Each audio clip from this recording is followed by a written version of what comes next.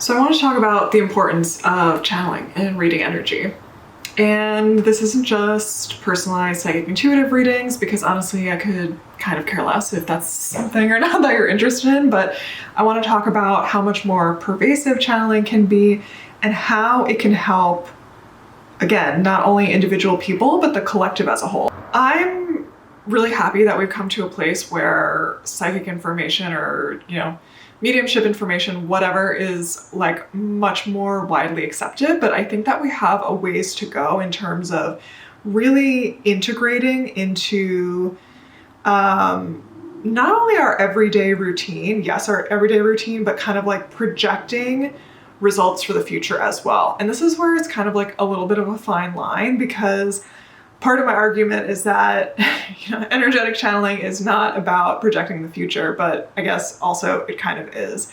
I just sort of mean it in a way that I feel like traditional kind of stereotypes of psychics is that they're predicting future information, particularly with such physical accuracy that it is like 100% right or 100% wrong. And I'm hoping that we've all kind of come to the place where we realize that free will exists and that there's just no such thing as 100% guarantee. And we can start taking into consideration that intuitive or energetic projections can come true, just in a slightly different physical manifestation than we anticipated. And the basis and the concept for these predictions still have value, even if they're not 100%,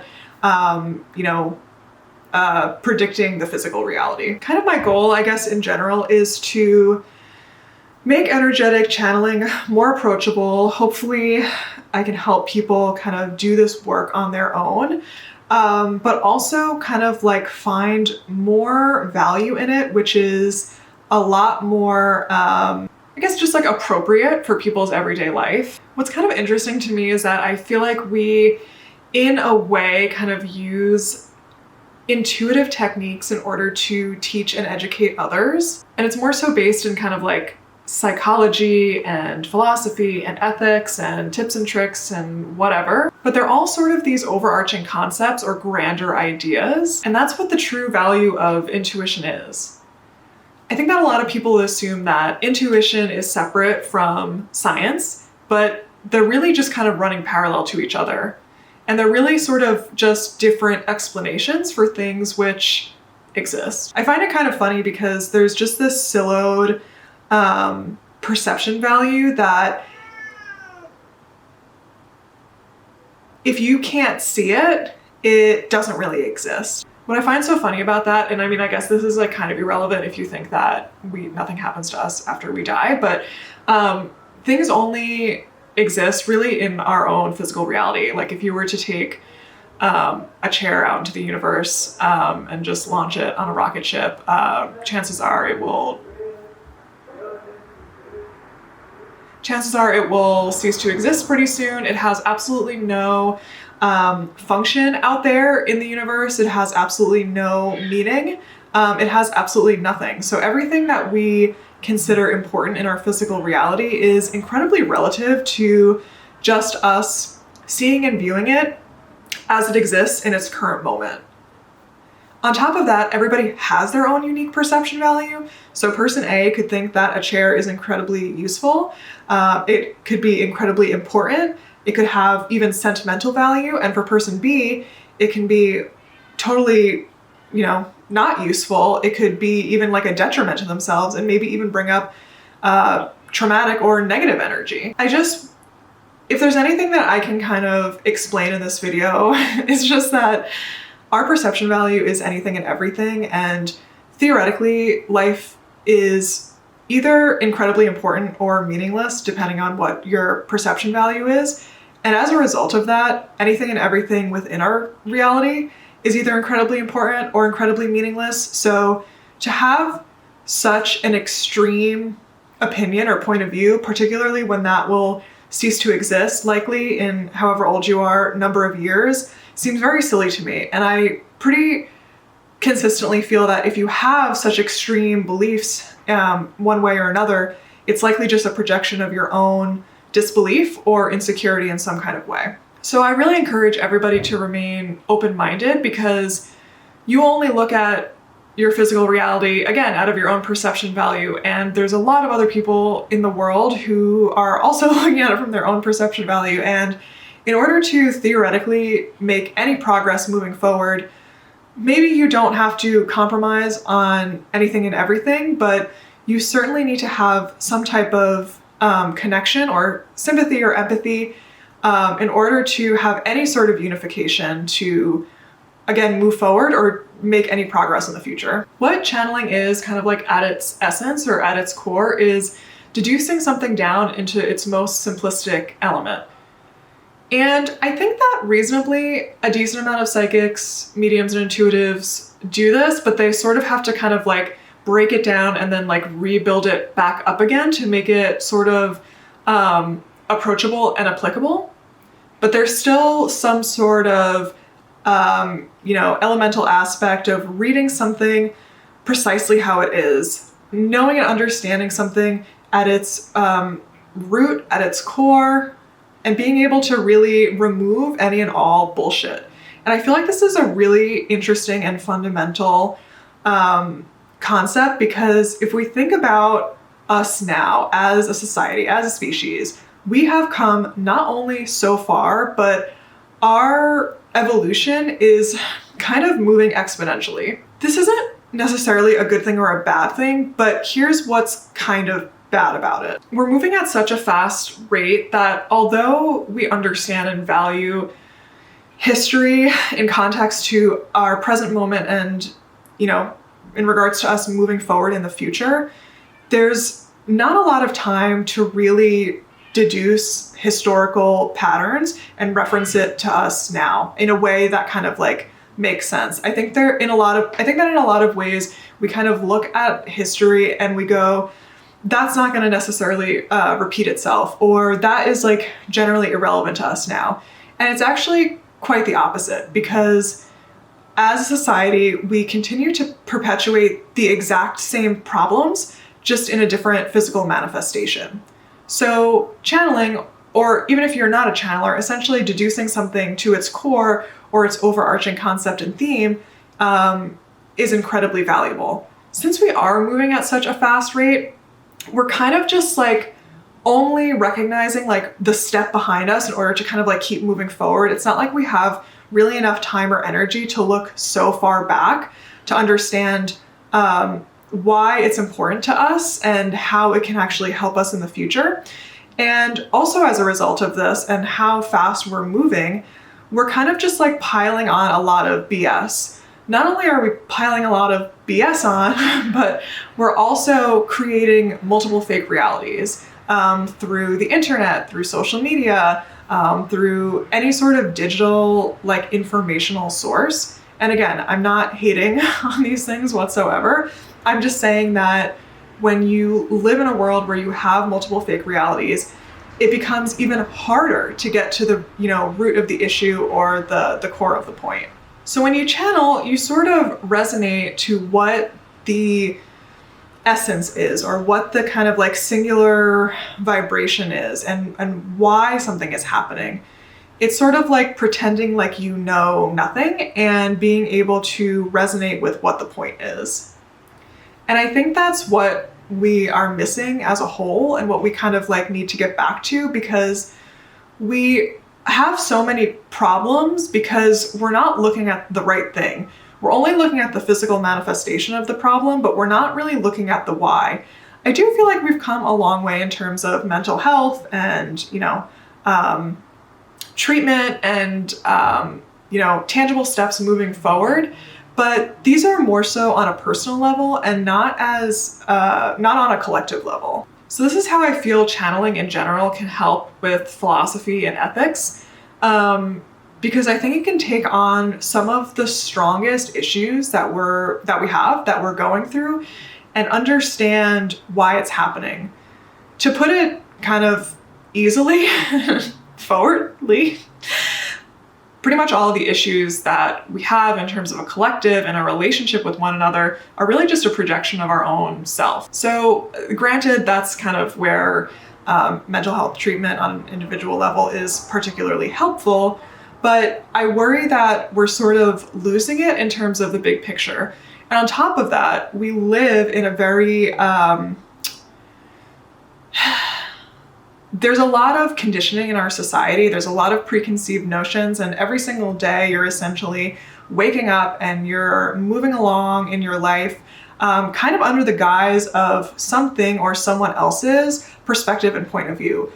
In particular, people who are in power or people who have a lot of money, and this isn't a video to like kind of complain about that, because genuinely I don't really care, but what I do care is people not being aware of the fact that they're falling under this conditioning and they're essentially serving their life to people who have really nothing to do with them except retain this power and control over them, which to be honest is a bit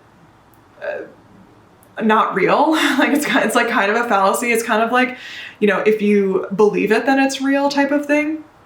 And this isn't to kind of shoot down anyone who's going through like very real struggles, but this is like at a really, really high level. And because it's so incredibly pervasive, everybody else is kind of falling in line to this conditioning. I honestly feel like we need an energetic overhaul, and we've gone through one. We've gone through a, you know, very serious pandemic.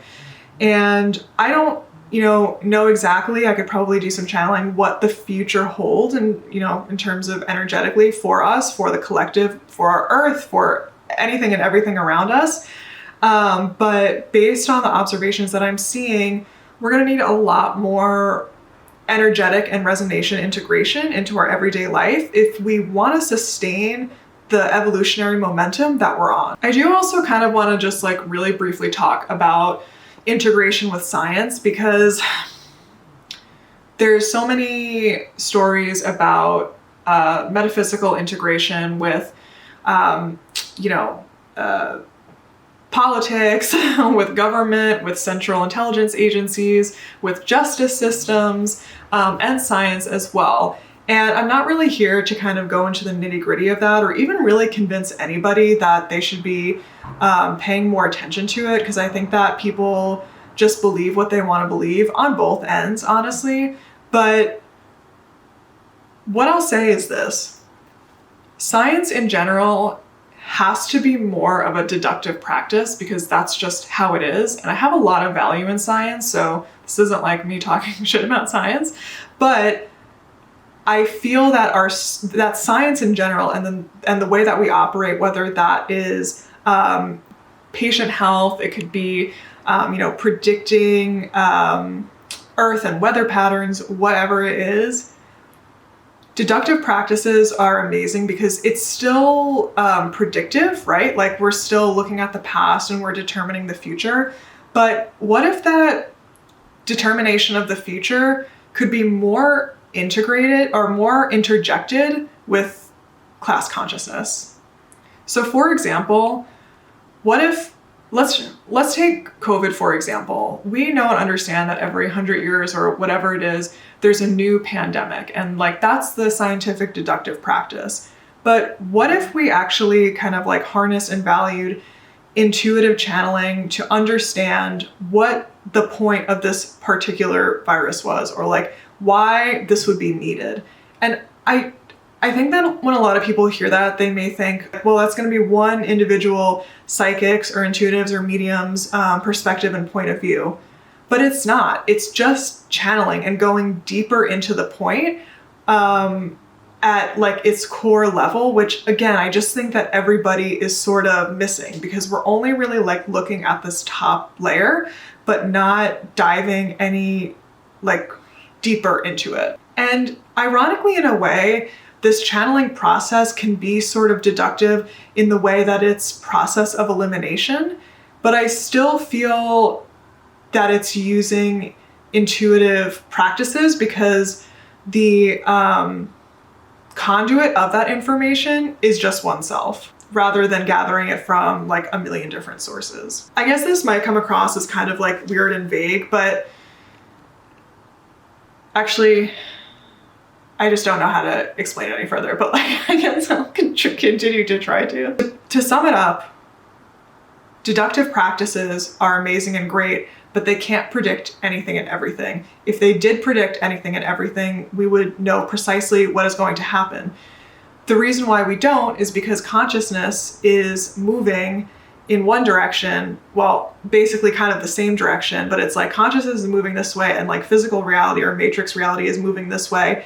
And like they do kind of work together and intersect, but they're two very different things. So like, yes, there's some like scientists and studies which talk about consciousness interjection within the realm of this projection, but probably not enough, number one. And number two, I still don't feel like it's any different from this deduction process. Maybe I can kind of like explain it like this.